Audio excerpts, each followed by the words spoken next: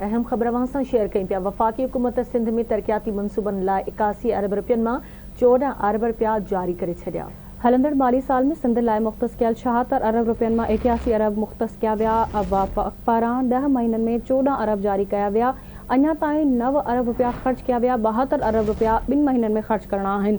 सिंध जी 56 मनसूबन में सिर्फ 20 तरक्याती मनसूबा मंजूर किया विया। वडन मनसूबन में K4 हैदराबाद में सीवरेज सिस्टम और रोडन की तामीर शामिल है। सिंध हुकूमत के बुधायो न वो तो 36 मनसूबन के वफाकी बजट में छो खारिज किया विया है। कराची में खबर है वफाकी हुकूमत सिंध में तरक्याती मनसूबन लाइ 81 अरब रुपयनि में 14 अरब रुपया जारी करे छड़िया आहिनि। हलंदड़ माली साल में सिंध लाइ मुख्तस कयल 76 अरब रुपयनि में 81 अरब रुपया जारी किया विया आहिनि।